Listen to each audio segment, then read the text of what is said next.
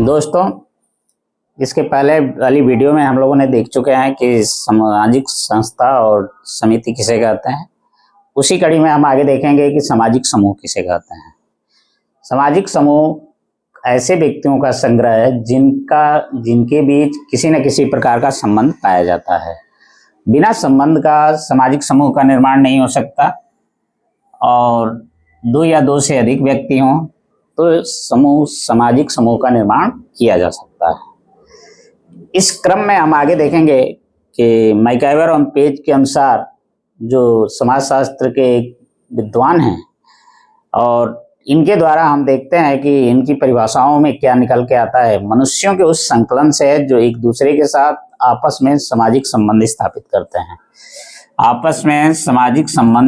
करते हैं, और मनुष्यों के उस संकलन से हैं।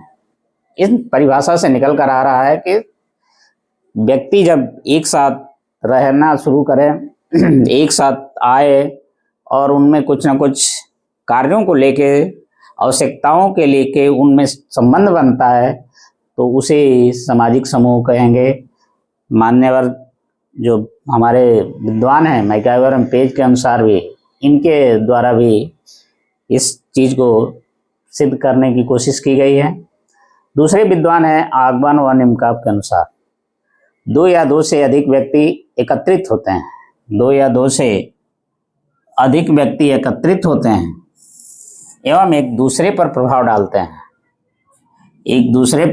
डालते हैं, तो वे सामाजिक समूह का निर्माण करते हैं।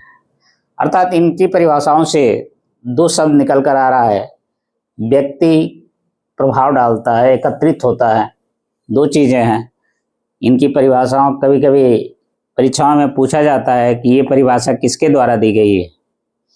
तो इस चीज़ के लिए हम मैकइवर और पेज के जो परिभाषा दी गई है उनमें दो चीज़ों को पकड़ने की कोशिश करेंगे।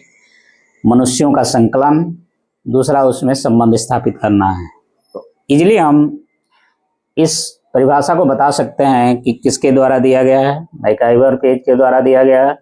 दूसरा आगबन और निमकाप की परिभाषा में हम देखते हैं कि दो या दो से अधिक व्यक्ति एकत्रित होते हैं और एक दूसरे पर प्रभाव डालते हैं। अर्थात प्रभाव और एकत्रित होना, दोनों यदि चीज़ें मिलती है, दोनों शब्द मिलते हैं, तो हम आगमन और निमकाप को टिक करके चले आएंगे। अर्थात ये परिभाषा किसकी होगी? आगमन और निमकाप की।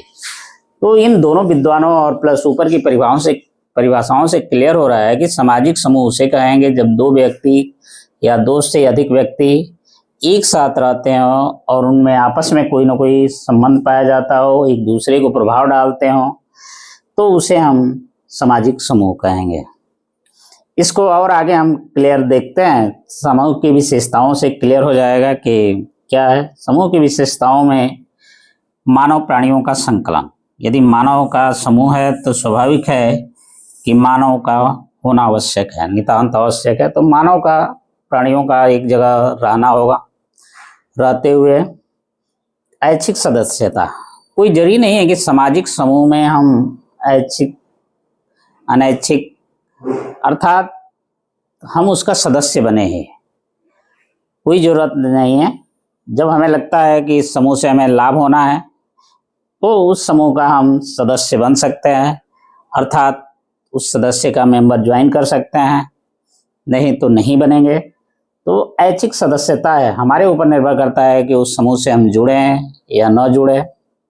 सामान्य हित का मतलब समूह में जब ज़्यादा से ज़्यादा व्यक्ति एकत्रित होंगे तो स्वाभाविक सी बात है कि अपना केवल हम लाभ न देख के सबका हित को देखेंगे।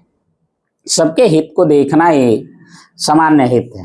यानी हमारा हित गौण हो गया, सेकेंडरी हो गया, प्राथमिक क्या हित हो गया? सामान्य हित। सबके बारे में सोचना है, सबके बारे में जानने की कोशिश करना है, सबके भलाई के लिए कार्य करना है। विशिष्ट उद्देश्य, समूह का कोई ना कोई विशिष्ट उद्देश्य होता है। बिना विशिष्ट उद्देश्य का समूह का निर्माण नहीं हो सकता है। कोई कार्य है जिसे पूरा करना है और वो एक व्यक्ति से नहीं हो पाएगा, इसलिए उस समूह का निर्माण होता है कि ताकि उस कार्य को आसानी से पूरा किया जा सके। कृत्रिम निर्माण यहाँ है। कृत्रिम निर्माण को हम बताने की कोशिश करेंगे। समुदाय जो है स्वतः विकास होता है। समुदाय बनाया नहीं जाता है। हमने पिछले वीडियो में बताया था कि समुदाय, जहाँ समुदाय की बाउंड्री होती है कि इसी में लोग रहेंगे। जैसे इस बाउंड्री को पार करते हैं तो दूसरे समुदाय के व्यक्ति हो जाते हैं। जैसे ये का है बी में, तो जैसे ही बाउंड्री क्रॉस किया तो व्यक्ति बी का समुदाय का हो जाएगा। तो इसके बी के लिए ए का अलग नाम है, बी अलग नाम है, दोनों का समुदाय अलग अलग है। तो वहाँ पे स्वतः विकास होता है, रहने आदमी जाता है, रहता है और उसमें हम की भावना पाई जाती है। तो इस तरह से समुदाय का निर्माण होता है। लेकिन समूह का कृत्रिम निर्माण जानबूझकर किया जाता है।